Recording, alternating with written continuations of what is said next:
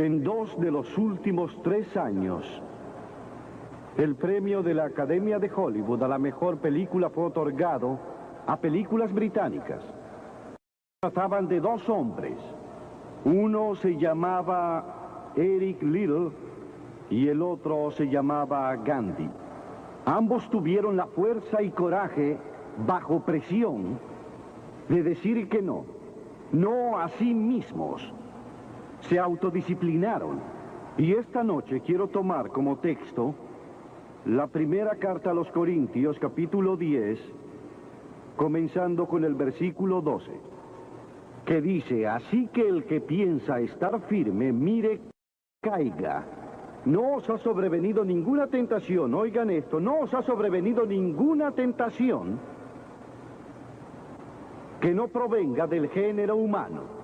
Todos se enfrentan la misma tentación en algún momento de su vida.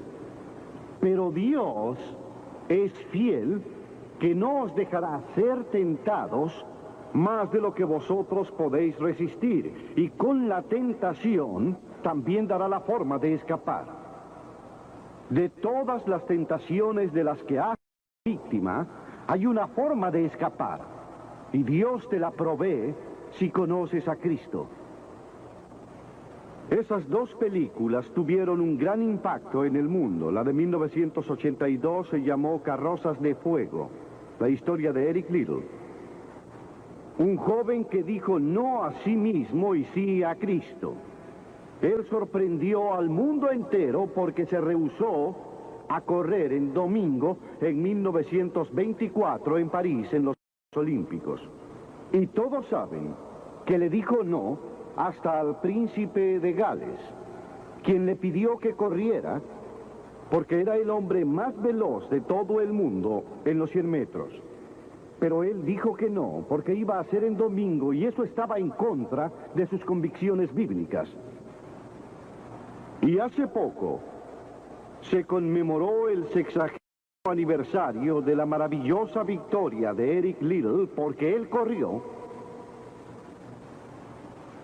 los 400 metros, en los cuales nadie pensó que tenía oportunidad, y los ganó, e hicieron una gran película de su vida. Y lo que mucha gente no sabe es que Eric Liddell tuvo una vida más grandiosa después de esto, porque cuando se graduó de la Universidad de Edimburgo, cuando se fue, la estación de ferrocarril estaba llena de estudiantes y también de profesores que aclamemos el poder del nombre de Jesús, porque Eric Liddell fue a China como misionero.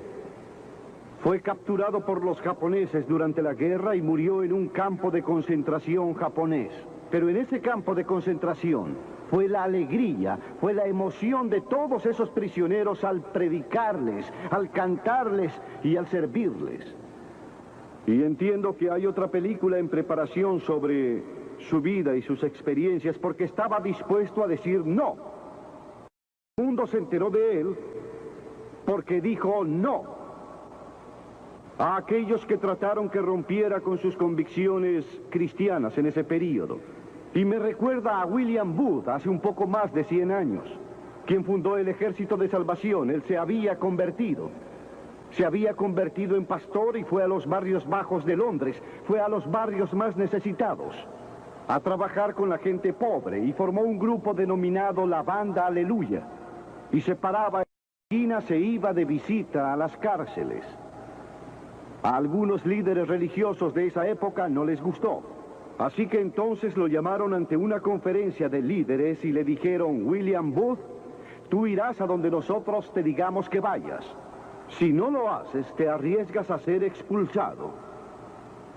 Y él estaba de pie, seguro ante todos los miembros de la asamblea. ¿Qué podía decir? Catherine Booth, quien se volvió tan famosa como él, su esposa, estaba en el balcón y agitó el pañuelo y gritó con fuerza: William, di que no. Y William obedeció a su esposa y dijo no, y nació el Ejército de Salvación.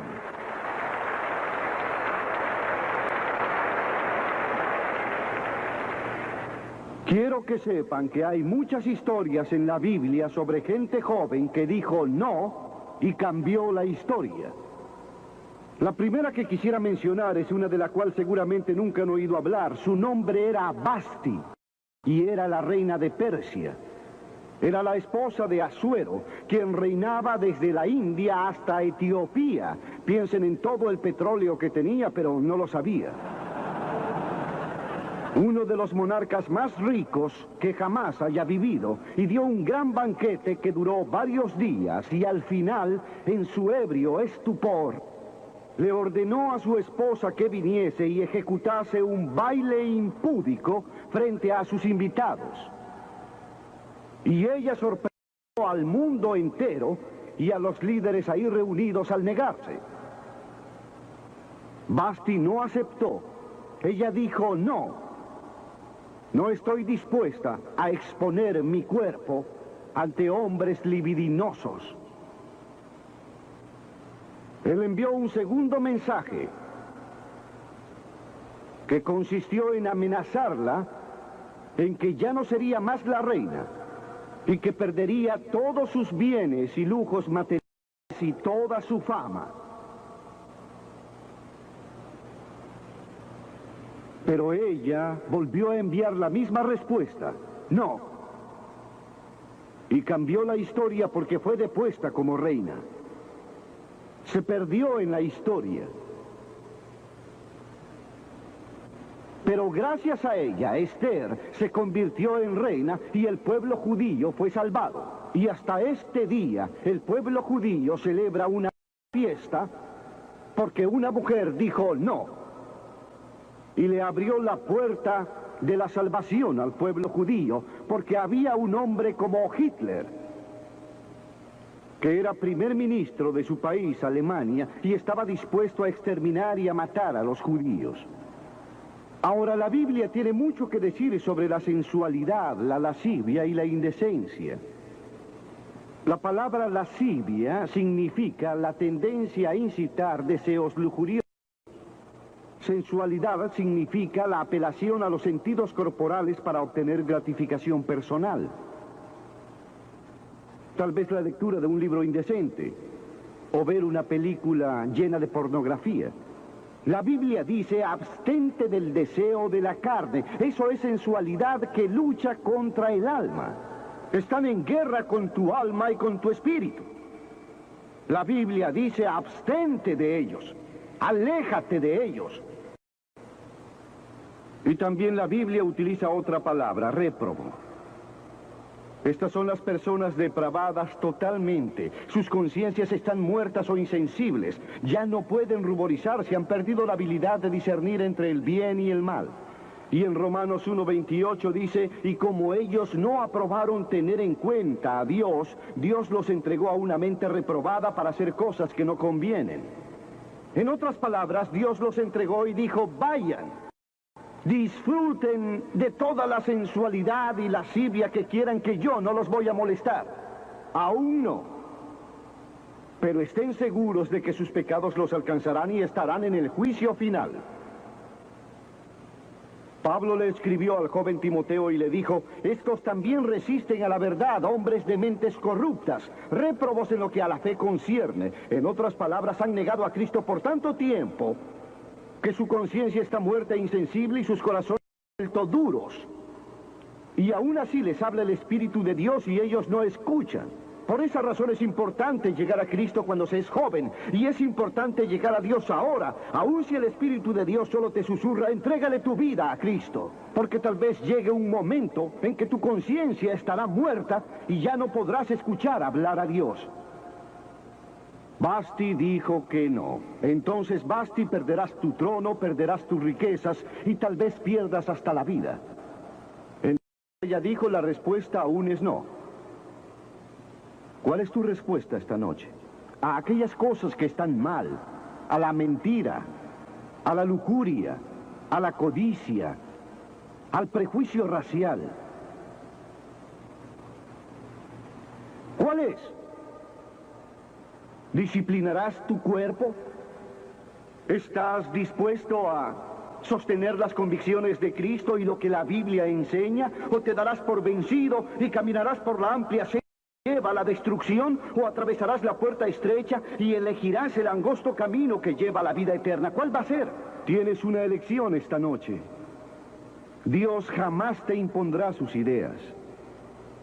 Y otro joven fue un joven llamado Daniel. Y las escrituras dicen que Daniel propuso en su corazón que jamás iba a contaminarse con los alimentos del rey ni con el vino que el rey bebía. Daniel era un joven con un propósito. Había sido capturado en Jerusalén cuando ésta fue invadida por Nabucodonosor. Fue capturado y fue llevado 2.700 kilómetros por tierra fértil hasta Babilonia. A muchos kilómetros, a más de 2.000 kilómetros de su propia casa. Sin aviones, sin automóviles, días y semanas de viaje. Pero él estaba decidido a servir a Dios. No tenía más de 12 o 15 años de edad. Y Nabucodonosor, el gran rey, había llevado cautivos de Jerusalén a Babilonia y ordenó que estos muchachos que no padecían de ningún vicio, que eran de buen parecer y tenían habilidades lingüísticas, fueran instruidos en su corte para poder usarlos. Él quería usar a estos jóvenes judíos porque sabía que tenían un don especial. Y durante el período de entrenamiento les trajeron los mejores vinos y las mejores comidas y todas las comodidades que puedan imaginar. Era la corte de Nabucodonosor. Pero Daniel dijo no. No quiero el vino del rey.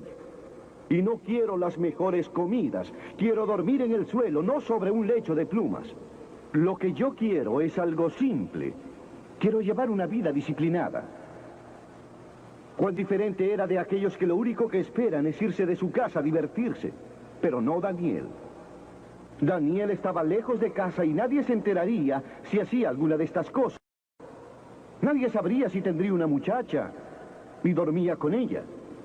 Nadie sabría si se emborrachaba con el vino del rey. Nadie lo sabría en su pueblo, Jerusalén. Podría haberse hecho muy popular en el exceso. Pero decir no en sus años de juventud lo preparó para afirmar un gran no cuando fue primer ministro de Babilonia. Y fue arrojado a la jaula de los leones porque no comprometería su fe en Dios. Nos corrompemos al comer en exceso, al tomar mucho alcohol, al usar drogas, al pasar mucho tiempo frente al televisor, oyendo al cine también.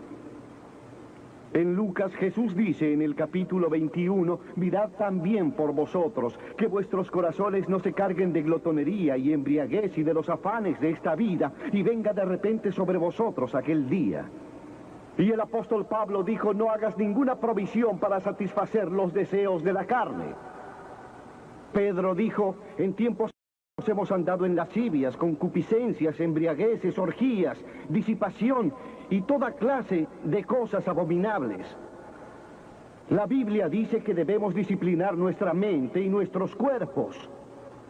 Hemos de disciplinar nuestros corazones por la fe en Cristo. Y había otro hombre joven que se llamaba José y fue vendido a Egipto por sus hermanos y se convirtió en esclavo de un hombre llamado Potifar.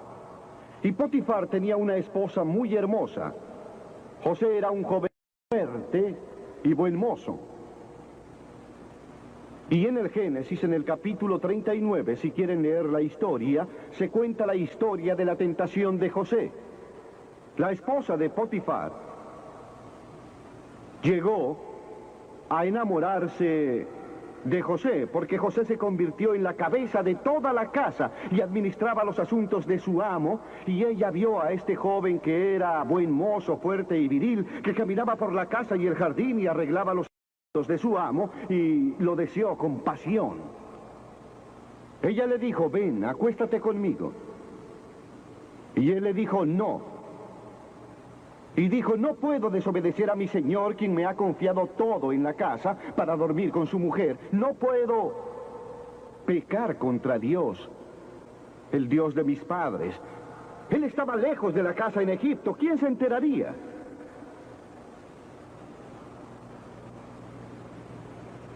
Dijo no. Y cuando él dijo no, por última vez, cuando ella lo forzó para llevarlo a la cama, Él dejó todas sus ropas y ella empezó a gritar y a llamar a los sirvientes y a decir, él trató de violarme, lo cual no era verdad, pero ella dijo eso. Y el señor Potifar lo llevó a prisión. Y muchos de ustedes saben la historia de cómo estaba él en prisión. Y cómo a través de una serie de circunstancias él también se convirtió en el primer ministro de Egipto y reinó en Egipto como faraón. Dios lo observaba y lo promovió porque él tenía la fuerza que le dio Dios para decir no cuando fue tentado. Pero el sexo no es pecado. Nos fue dado por Dios para propagar la raza humana y para disfrutarlo. Pero dentro de los límites de ciertas normas que Dios estableció dentro del matrimonio. Las de un cristiano son el autocontrol y la autodisciplina. Pablo le escribió a Timoteo y le dijo, mantente puro. ¿Cómo puedes mantenerte puro en un mundo como el de hoy? ¿Cómo mantenerte puro al ver las películas? ¿Cómo mantenerte puro al ver las noticias? ¿Cómo mantenerte puro ante todas estas tentaciones? No puedes. No hay manera. Excepto una. Si Cristo está en tu corazón, Él te proveerá de la fuerza y el poder, porque no vendrá a ti ninguna tentación tan fuerte. Él proveerá la forma de escapar. Entrégale tu vida a Cristo esta noche y deja que Él tome control de tu vida, que Él sea el Señor de tu vida, que Él mande en esa área de tu vida, en tu mente, en tu cuerpo y hasta en tu sexo. Que Él sea el Señor de tu sexualidad. También hubo otro joven de nombre Moisés. A menudo pensamos en Moisés como un hombre viejo y con barba. Pero fue en su juventud cuando Moisés tomó la decisión que lo llevó a la grandeza. Porque las Escrituras dicen, por la fe Moisés, si de años se trata, tal vez a los 17 o 18 años, se negó a ser llamado el hijo de la hija del faraón. Elección. Él tuvo que elegir. Prefirió sufrir las aflicciones del pueblo de Dios que disfrutar de los placeres del pecado. Nótese que él estaba en Egipto. Hijo de la hija del faraón, heredero del trono de Egipto. Posiblemente sería el próximo faraón. Pero él eligió, porque él sabía que su pueblo, de la antigua Israel, era esclavo de los egipcios. Él tuvo que elegir en la cima de su gloria, en la cima de todo lo que se le ofrecía. Y le dijo no a Faraón. No estoy dispuesto a ser tu hijo, escojo sufrir y morir con mi pueblo. Y servir al verdadero Dios viviente. Y eso es exactamente lo que hizo. Y hoy conocemos a Moisés como uno de los grandes hombres de la historia. Él dijo no antes que disfrutar de los placeres del pecado. Ahora bien, hay una diferencia entre el placer y la alegría. Aquel que ama el placer será un pobre hombre, dice la Biblia. Y dice la Biblia sobre un hombre, entregué mi corazón al placer, a la locura, a la sensatez, pero esto causó la aflicción del espíritu. Pero la que se entrega a los placeres está viviendo muerta, amantes del placer más que de Dios. La Biblia dice que hay personas que aman más el placer que a Dios. ¿De qué clase es usted? ¿Ama a Dios más de lo que ama al placer pecaminoso? No estoy hablando de deportes y todas esas maravillosas cosas que tenemos. Hablo de los placeres pecaminosos. La alegría es provocada por el Espíritu Santo. Hay cientos de escrituras que hablan de la alegría. Usted puede tener alegría sin tener ningún placer, porque la alegría es profunda. El ángel le dijo a María en esa primera noche, no temas porque traigo noticias para todo el mundo de gran alegría, para todas las personas, y aún en el sufrimiento. Cuando vienes a Cristo, Dios no se lleva el sufrimiento y no se problemas y las dificultades de tu vida, no se lleva nada. Él no promete si estás sin trabajo que te conseguirá un empleo si aceptas a Cristo esta noche. Él promete que te dará gracia, fuerza y alegría en tus circunstancias. Bienaventurados sois cuando por mi causa os vituperen y os persigan y digan toda clase de mal contra vosotros mintiendo. Gozaos y alegraos porque vuestro galardón es grande en los cielos. Sí, cuando por mí los hombres os odien y os persigan. Él dijo, gozaos y alegraos, porque vuestro galardón es grande en los cielos, porque así persiguieron a los profetas que fueron antes de vosotros. Todos los que quieren vivir piadosamente en Cristo Jesús padecerán persecución, dice la Biblia. Habrá sufrimiento. Jesús dijo, si no estás dispuesto a levantar la cruz y negarte a ti mismo, no puedes ser mi seguidor. Moisés escogió la profunda alegría de seguir a Dios antes que a los placeres de Egipto. ¿Cuál seguirías tú? ¿Cuál sería tu elección hoy? Y entonces el último es Jesús. Jesús fue tentado en todos los aspectos igual que nosotros, aunque sin pecado. ¿Decirme que Jesús fue tentado para que mintiera? Sí. ¿Quiere decirme que Jesús fue tentado a desear? Sí. ¿Que Jesús fue tentado a ir con alguna mujer? Sí. ¿Que Jesús fue tentado a robar? Sí. Él fue tentado en todas las formas, al igual que nosotros, pero sin pecado. ¿Cómo fue que superó la tentación? La Biblia dice en el capítulo 4 de Mateo y en muchos otros lugares, pero solo tomaré ese. El demonio vino a él cuando estaba cansado, hambriento y sediento, y le dijo, si eres hijo de Dios, di que estas piedras se conviertan en pan. Pero noten que trató de introducir dudas en la mente de Jesús sobre quién era. Y Jesús era el Hijo de Dios. Él era el Hijo nacido de una virgen que fue resucitado de entre los muertos por el poder de Dios y aún hoy está vivo. Pero el diablo puso una duda en su mente. Él estaba débil, estaba cansado. Él era un hombre como todos. Se enfrentaba al diablo no como hijo de Dios, sino como hombre. Y él siempre contestaba citando la Escritura. Es por eso que queremos que memoricen la Escritura. No solo de pan vivirá el hombre, sino de toda palabra que sale de la boca de Dios. Jesús dijo que hay algo más importante que la comida y el sexo y las cosas materiales. Es tu vida espiritual. Y entonces el diablo dijo, si eres hijo de Dios, échate, porque escrito está, a los ángeles mandará acerca de ti, y ellos te van a sostener en sus manos. Y Jesús volvió a contestar, escrito está también, no tentarás al Señor tu Dios. Y después el diablo lo llevó a lo alto de un monte y le mostró todo el futuro del mundo y todos los reinos en su inmensidad. Y le dijo, todo esto te daré si postrado me adorares y me reconocieres. Te daré todos los reinos de la tierra, de ahora en más. Y Jesús no dudaba de la gran habilidad del diablo para hacerlo. El diablo puede darte cualquier cosa. Algunos de ustedes están vendiendo sus almas por nada. Solo por nada. A Jesús se le ofreció el mundo entero. Pero él sabía muy bien que ante él estaba la cruz y que la única forma de salvación para el mundo era la cruz. Y si hubiera obedecido al diablo, tú y yo jamás hubiéramos tenido la oportunidad de ser salvados. Jesús hubiese tomado otro camino y nosotros hubiésemos estado perdidos. Pero Jesús, en lugar de aceptar, él se remitió a la palabra de Dios. Satanás le ofreció todos los reinos. Cristo se basó en las Escrituras.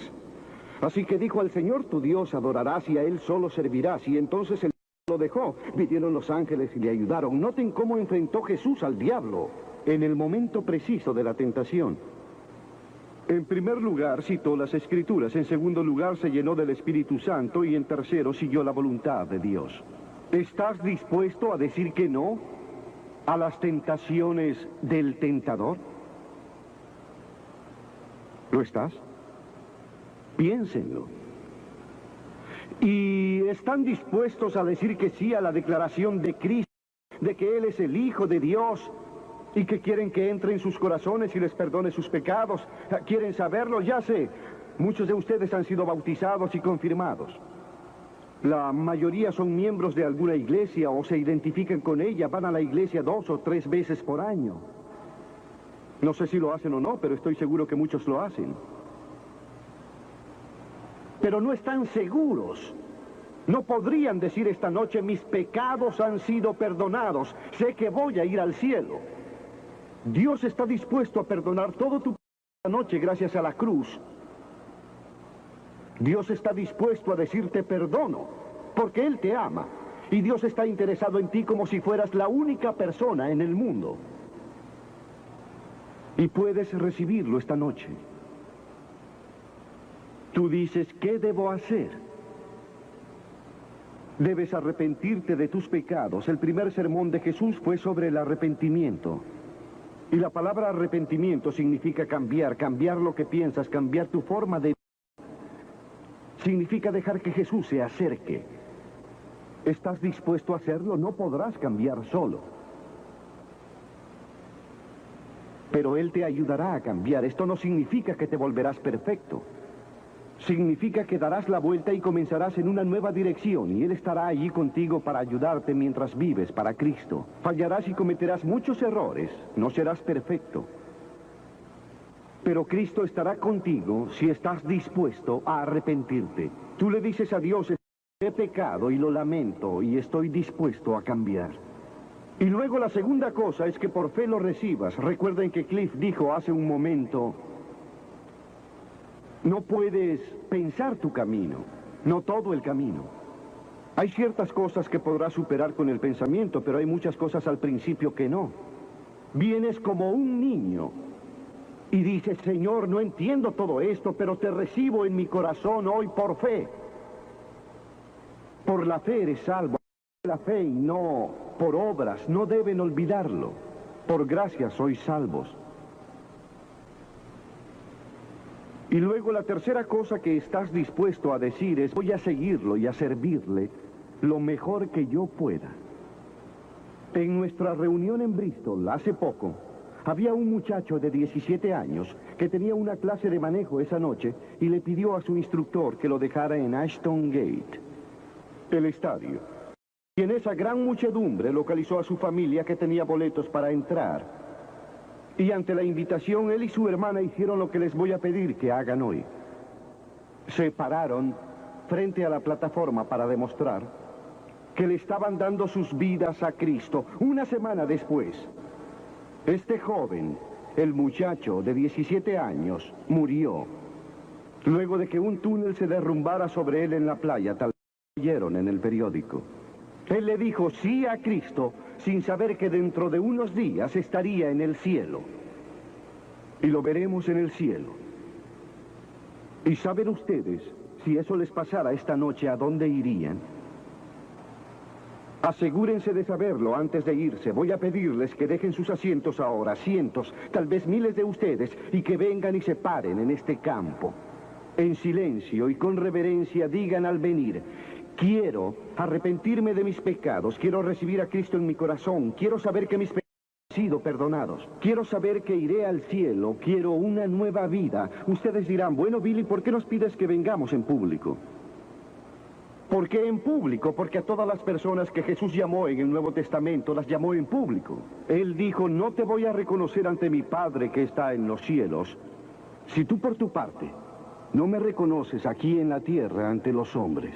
Jesús murió en público por vosotros, desnudo, sangrante, ante la chusma que deliraba, murió por vosotros. De seguro podrás acercarte a este hermoso campo y declararte para Cristo. No solo los jóvenes, pueden tener 70 u 80 años de edad. Y Dios les ha hablado esta noche. Levántense y vengan. Vamos a esperarlos.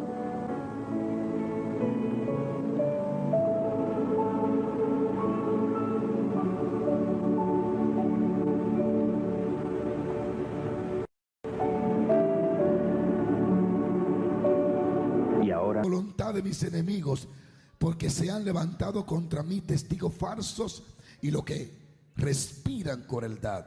Hubiera yo desmayado Si no creyere que veré la bondad de Jehová en la tierra de los vivientes. Guarda a Jehová, esfuérzate y aliéntese tu corazón, si espera en Jehová. Y así quiero abrir este segundo sermón. El poder que Dios le ha dado a la iglesia. En la vigilia hablé de esto y voy a repetir parte. El poder que Dios le ha dado a la iglesia es la oración. La oración es vital, es esencial, es imprescindible. La Biblia nos muestra desde Génesis hasta Apocalipsis que Dios no interviene sino en respuesta a la oración. Que Dios no hace nada si no hay oración. La Biblia nos da versos, historias y capítulos que nos muestran y nos revelan el resultado de una vida de oración a Dios. Cómo las cárceles se abren, las puertas se abren. Cómo milagros trascendentales, cosas inexplicables suceden cuando oramos. El mismo Jesús expresó la necesidad de orar siempre y no desmayar. Y tomó como ejemplo a una viuda débil, anciana, sin fuerza, pero que por medio de la oración doblegó a un juez fuerte, injusto y perverso, y lo inclinó y lo hizo hacer lo que ella estaba orando, resaltando Jesús el poder que hay cuando oras. Los cristianos de esta generación ya conocen de la oración, saben el poder que hay en ella, saben cómo nuestra vida adquiere comunión con Dios, conocimiento de Dios, paz, presencia, dirección, visión, guianza, poder a través de una vida de oración. Sin embargo, a pesar de que la iglesia sabe el poder de la oración, no ora. Satanás no se perturba si tú tienes un carro nuevo, una casa nueva, una ropa nueva, mucho dinero en el banco. Eso no es nada para el diablo. Ahora, lo que sí le preocupa a Satanás es cuando tú sacas tiempo para hablarle a Dios y para oír a Dios hablar. Satanás sabe que una iglesia con oración es imparable, es inquebrable, es indetenible, no la puede detener. Los brujos saben el poder de orar. Los astrólogos, los predicadores que se convirtieron brujos, saben lo que orar. Muchas personas, pero la iglesia sigue dormida sin orar. Y por eso hemos avanzado tan poco, a pesar de tener tanta tecnología, tanta forma de alcanzar al mundo, y estamos alcanzando menos proporcionalmente a lo que alcanzaban los antiguos que no tenían esta tecnología. Es la realidad, es la verdad. La falta de oración le llama avivamiento a las luces. La falta de oración le llama avivamiento a una buena adoración y alabanza, a muchos brincos. Y la gente sigue atada porque la iglesia ha dejado en su mayoría el hábito de orar. Literalmente no hay vida en Dios si no hay una vida de oración.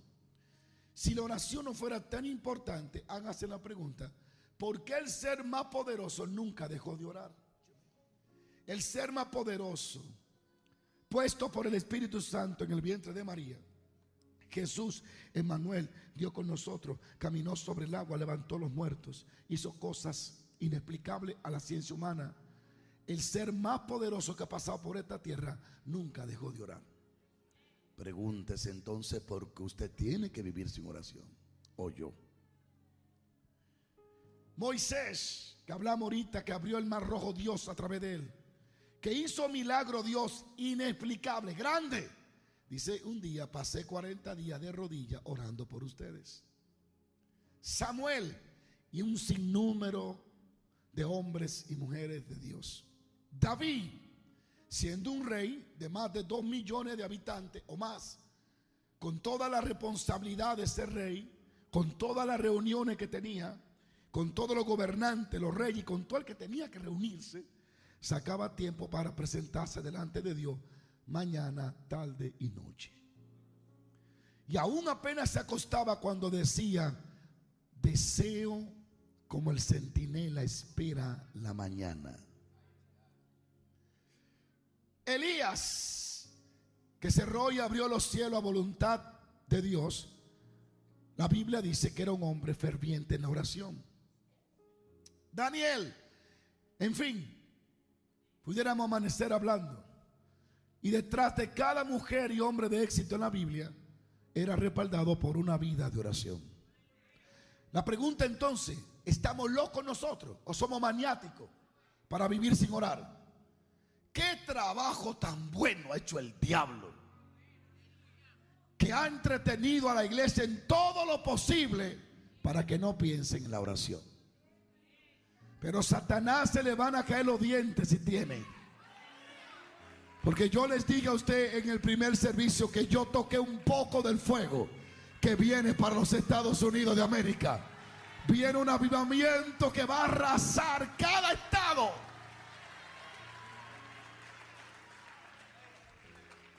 Aún Habacuc dijo, aviva tu obra en medio de los tiempos. La oración es el poder, decía Catherine Kuhlman, que Dios le ha dado a la iglesia. Es el poder. Es el poder. Todo sucede después de orar. Evan Robert allá en Gales, en Inglaterra, oraba de 1 de la madrugada hasta las 9, hasta las 5 de la mañana. Luego se acostaba, se levantaba a las 9 y oraba de 9 a 3 de la tarde. 7 y 8 horas por 3 meses por un avivamiento. Esta generación me quiere presentar un Dios de avivamiento sin una vida de oración. Pero la oración es tan importante que tenemos que visualizar este verso. En Lucas dice que Juan el Bautista bautizaba y todo el pueblo venía al bautismo. Y de pronto aparece Jesús, el Señor de Juan. Y cuando él lo bautiza, dice así, aconteció que cuando todo el pueblo se bautizaba, también Jesús fue bautizado. Y orando Jesús, el cielo se abrió y el Espíritu Santo descendió sobre él en forma de paloma. Y la voz de Dios se escuchaba como estruendo, que decía, este es mi hijo amado. Fíjate lo que dice Lucas. Cuando él oraba, el cielo se abrió.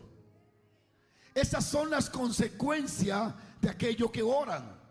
Siempre vivirán con los cielos abiertos. Cuando nos apuramos y nos animamos para buscar el rostro de Dios, Dios mantendrá los cielos abiertos a tu favor. Y habrá un fluir aún en tu vida cotidiana, en tu empresa, en tu negocio, en tu trabajo. Habrá como una gracia, un favor que vendrá por los cielos, que Dios abrirá a tu favor. Cuando Jesús oró, 3 cosas sucedieron. Los cielos se abrieron, el Espíritu descendió y la voz de Dios fue manifestada. 3 cosas que la oración va a traer: cielos abiertos, acceso, contacto con lo celestial. Segundo, la presencia de Dios va a descender. Y tercero, tendremos voz de Dios en nuestro interior. Y el que tiene voz de Dios en su interior tiene dirección, tiene vida, porque su palabra es espíritu y es vida. Alguien ayúdeme, que sí le quiero profetizar. Ahora debemos de pensar que esta instrumento, el orar o esta oportunidad, tenemos que también observar que la oración tiene obstáculos. Y si no sabemos sobre estos obstáculos, no podremos pasar 7 días orando sin tener respuesta. Dios escucha todas las oraciones, pero no responde a todas. Sigo paro. La palabra de Dios nos muestra que hay respuesta en la oración, pero también nos dice que hay cosas que debemos de arreglar antes de pedirle a Dios que intervenga en nuestras vidas. Hay muchos obstáculos que pueden detener la respuesta de Dios para tu vida. La oración tiene obstáculos, y si tú no trabajas con eso, tú no vas a tener una vida fructífera y tus oraciones no van a ser respondidas. ¿Quieren conocer algunos obstáculos? A su nombre. A su nombre. Por ejemplo, la Biblia dice que cuando un esposo o una esposa van a orar, si tienen algún problema, es mejor que se pongan de acuerdo para que sus oraciones no tengan obstáculos. En una traducción más latina, si tú ofendes a tu esposa, le habla mal y te va a orar, tu oración no tiene fruto. No funciona. Es un obstáculo. Segundo obstáculo, cuando hay injusticia. Cuando eres una persona injusta en tus acciones, en tus palabras, en tus negocios, tu oración no tiene respuesta. La injusticia es un obstáculo. Cuando eres injusto con los demás, cuando eres injusto hablando de los demás, cuando eres injusto negociando con los demás. Hay vendedores que nunca Dios va a responder a sus oraciones. Son perfectos injustos. La justicia de Dios no puede ser revelada si no hay una actitud de arrepentimiento y de cambio. En el libro de Segunda de Samuel hay una historia en el capítulo 21 muy atractiva, y es que en los días de David hubo 3 años de hambre consecutivos. 3 años. El rey David experimentando hambruna. Un rey lleno de la presencia de Dios. Un rey ungido, escogido por Dios. Un pueblo al cual se le llama la niña de los ojos de Dios, pasando hambre. Dios promete estar con ellos, pero lo deja pasar hambre. Porque Dios, uno de la naturaleza de Dios es la justicia. Entonces David posiblemente oró a Dios, hizo sacrificio, el pueblo oró a Dios, pero la hambruna no se iba. Entonces David consulta y dice: ¿qué pasa? Si cada vez que yo oro Dios me responde, pero ahora no me responde. Algo está mal. Y cuando consulta, Dios le dice: esta hambruna viene como consecuencia de lo que Saúl le hizo a los gabaonitas.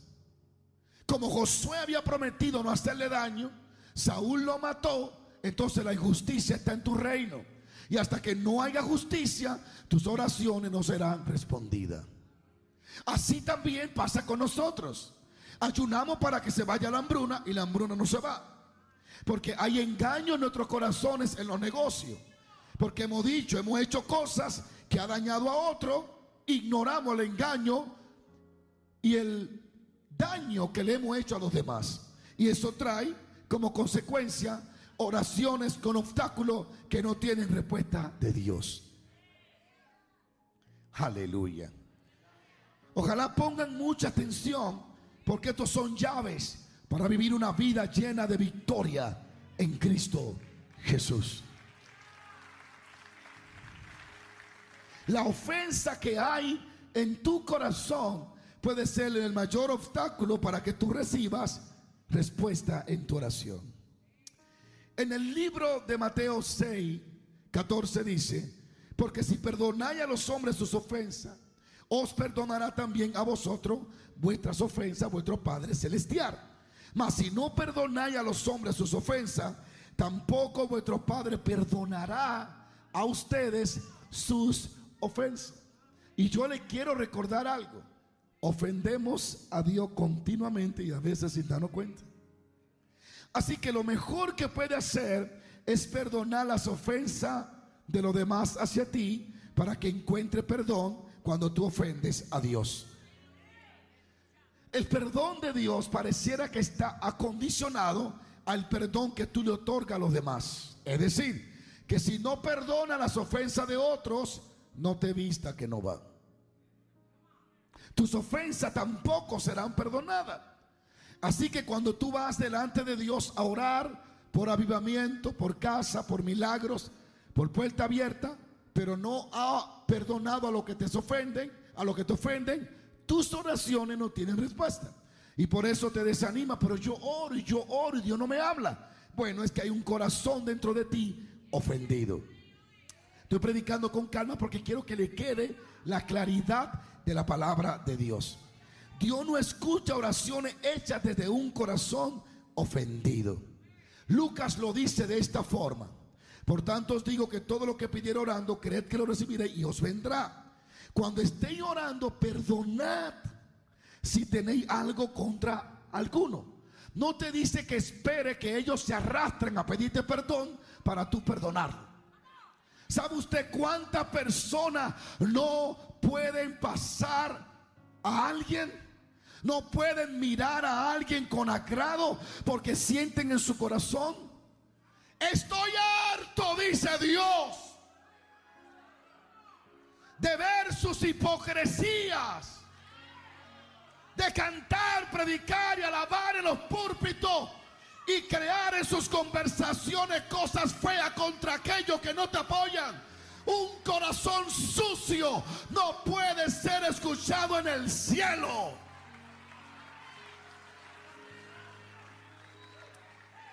Esa es una de las causas por la cual el equipo de intercesión de muchas iglesias no prospera. Esa es la causa por la cual oran en público y nada sucede.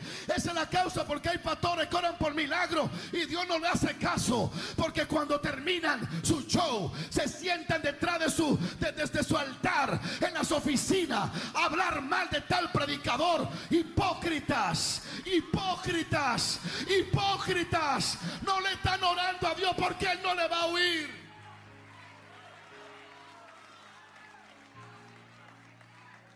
Harto está Dios. Alguien tiene que despertar. Alguien tiene que despertar. Alguien tiene que despertar. Alguien tiene que saber que el Dios que te ve en público es el Dios que te ve en los secretos. ¿Cómo puede responder Dios? ¿Están locos? ¿Creen que Dios no ve? Están como Israel, no ve. Así dijeron: Dios no ve, Dios no nos oye. Y Dios al lado de ellos mirándolo. Están locos. ¿Cómo puede pasarte toda 20 minutos criticando a otro y luego subir al púlpito y que aclamar a Dios? ¿A qué Dios? ¿Qué relajo es este? Falta de conocimiento de la santidad de Dios. Por eso hay personas que se pasan 3 meses en un monte y no avanzan, orando 8 horas y nadie lo oye. Nadie lo está oyendo. Porque esa misma que tiene 8 meses en el monte no ha perdonado a la otra hermana que le quitó algo. Una hermana que tenga 20 minutos orando con un corazón sin ofensa tendrá más resultado que la que tiene 8 meses con un corazón lleno de rencor. No puedo. Yo no puedo ofender a Dayana y predicar. Pregúntele a ella. Pregúntele. Puede haber diferencia, hasta discusión, pero antes de dormir hay que pedir perdón. Y antes de venir a predicar: mi amor, mi boca se aflojó, no sé por qué hablé así, perdóname. Ella me conoce y ella jamás se levantará en un púlpito a predicar. Si tiene ofensa en su corazón, ella no lo va a hacer, ni yo tampoco. Somos de una sola tela los dos. Conocemos al Espíritu Santo, sabemos la realidad del Espíritu Santo, sabemos que Él no tiene niño ni niña bonita. Él solo ama a los que le aman y lo encuentra los que temprano le buscaren. ¿Cómo tú puedes dormir con ofensa? ¿Cómo tú puedes seguir una vida normal? ¿Cómo puede predicar y no soporta al pastor de la esquina porque Dios lo ha prosperado más que tú? Y tú puedes predicar. Eso no es mensaje. Eso es veneno lo que tú sueltas. Porque de ningún corazón limpio puede salir un mensaje limpio. El mensaje es limpio cuando el corazón está limpio. El mensaje ungido cuando el que está predicando está ungido. El mensaje es santo cuando el que lo hable, es santo. Es imposible que una casa de un cristiano prospere hablando mal de sus pastores. Es imposible.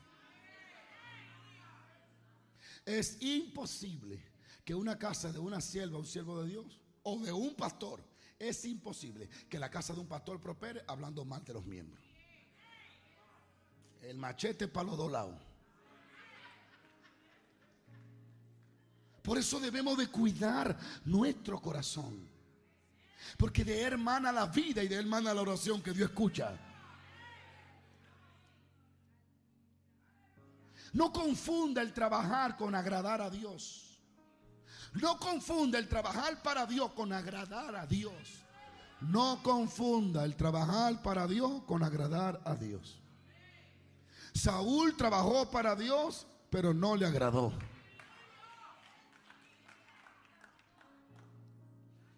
Qué buena está la palabra.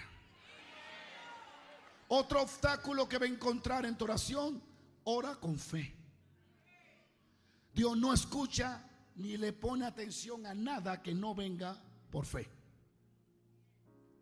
Marcos 11:23 lo dice: porque de cierto os digo que cualquiera que dijere este monte, quítate y échate en el mar, y no dudare en su corazón, sino que creyere que lo que dice, lo que diga, será hecho.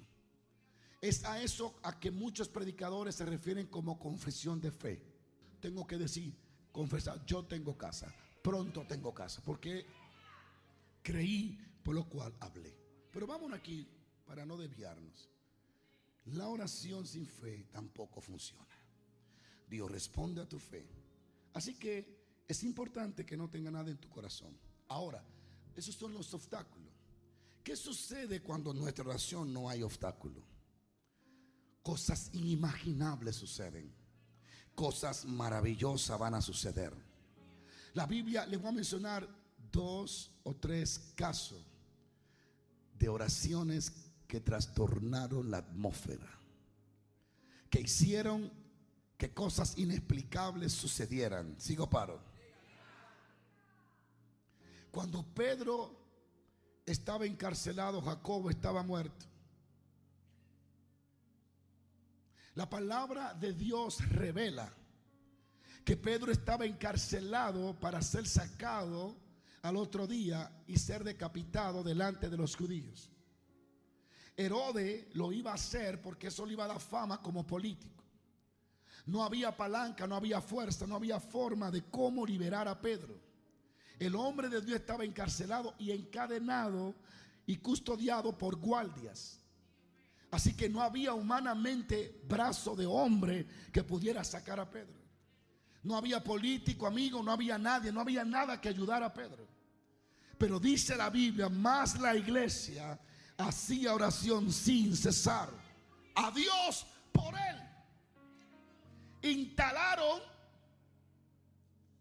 intercesores 24 horas y dijeron: Herodes es duro, pero Dios es más duro. Pedro está encarcelado, pero Dios es el que abre puertas y cierra puertas. La iglesia primitiva entendía que a través de la oración ponía al diablo de rodillas. Y todos esperaban a Pedro muerto al otro día. Pero la iglesia instaló una oración desde las 3 de la tarde hasta las 5 de la mañana. Y comenzaron a orar y a interceder. Dice, no hacían oración a lo loco, hacían oración, Virginia, dirigida por un objetivo. Libera a Pedro, saca a Pedro. Ese es el apóstol, tú lo ungiste, tú dijiste que lo iba a usar. Su ministerio no ha terminado. No permita que el diablo lo corte. Fuera diablo, suéltalo Jehová, mueve los corazones, interven. Y Dios escuchando hasta que descendió un ángel loco y dijo, ¿dónde que está Pedro? Porque en el cielo solo se oye Pedro. Habrá alguien que alaba la gloria de Dios. Vamos, tira oración para el cielo, que es gratis. El ángel dijo, ¿dónde que está Pedro? Porque en medio de toda la alabanza se oye el nombre, Pedro, Pedro. Y el que está en el trono dijo, desciende, sácame a Pedro, porque la iglesia está orando. Y cuando la iglesia ora, Dios la escucha. Y cuando Dios la escucha, la mano de Dios se va a extender. Sigo paro. Usted sabe.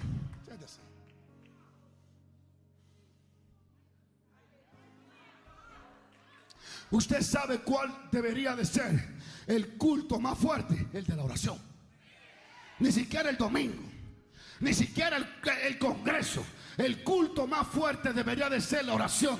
Que cuando invoquen oración, las mujeres volteen los platos para abajo y la cuchara, y los tanques y los calderos, y suelten todo lo que tengan y vengan al altar a llorar a Jehová, como dice Ageo, y vengan y clamen hasta los que maman, vengan a clamar y a buscar el nombre de Dios. Cuando la iglesia ora, garantiza el avivamiento del domingo. Yo nunca he visto a nadie decir, salí del cine de 8 horas viendo películas y el Señor me usó haciendo cosas grandes. Si lo hace es el diablo que te está usando. Dios no responde sino a la oración. Sigo paro. Estaba encarcelado. Esto me encanta. Alaba lo que vive. Estaba encadenado. Las puertas estaban cerradas. La imposibilidad estaba en su vida. No había posibilidad de salvar a Pedro. Se iba a morir al otro día. Herodes dijo, me levanto temprano a mochar el cuello a Pedro. Eso me va a dar fuerza política. Los enemigos, los sacerdotes que odiaban a Pedro por los milagros, dijeron, lo tenemos cogido. Mañana lo matan. Mañana nos quitamos el dolor de cabeza. El diablo hizo un baile privado y una fiesta. El primer pastor lo mató. El primer apóstol se va. Pero dice que levantaron los ancianos. Se levantó Lucas. Se levantó Juan. Se levantó María. Doblaron rodillas y dijeron, oh Dios de los cielos, tú que eres grande y poderoso. Y comenzaron a orar sin cesar. Y el que está en el trono dijo, diablo, con Pedro no te metes. Herodes, con Pedro no te metes. Déjame terminar casi, siéntate. Fue tan fuerte la oración que, oiga lo que hizo la oración de la iglesia de Dayana. Liberó a quien querían matar y mató al que quería matar. Gracias por su entusiasmo. Sigo paro. La Biblia dice que Pedro fue liberado, pero Herodes cayó muerto, comido de gusano. Posiblemente el ángel que liberó a Pedro fue el ángel que mató a Herodes, porque la oración hace eso, invierte los papeles. Alguien alabe a Dios. La oración invierte los papeles. Dios me impacta con esto. Yo miraba esto el viernes y yo decía, no, pero esto es increíble. Es ciego que estamos. Es ciego que estamos. Porque la Biblia dice el poder de orar, pero no oramos.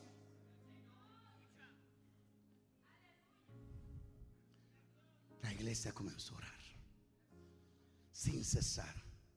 El ángel desciende, ilumina la cárcel, le da un golpe a Pedro por el costado. ¡Pam! Despierta. Él se despierta Y dice, esta es una visión. Es una visión. Se le cae la cadena. Y él dice, es una visión. El ángel dice, vístete, envuélvete en tu manto. Es una visión. Pasa la primera puerta. Es una visión. Pasa la última. Y a mí me trajo la atención, Dayana, es que dice que la puerta se abrió sola. Yo voy a estudiar eso porque ahora no tengo tiempo. La puerta se abrió sola. No dice que el ángel la abrió. Dice que el ángel iba caminando y cuando el ángel iba a llegar a la puerta se abrió. Hay puertas que tú nomás tienes que empujarlas cuando tú oras. Hay puertas que tú no necesitas la llave cuando tú oras. Alguien tiene que alabar a Dios. Cuando tú oras no necesitas conexión. Cuando tú oras no necesitas que Pepe hable bien o mal de ti. La oración te abre las puertas sola. Cuando no oras, estás empujando el negocio. Y apenas sobrevive con un chin. Cuando no tiene una vida de oración, tiene que estar empujando puertas y mendigando y llamando. Vengan a mi negocio.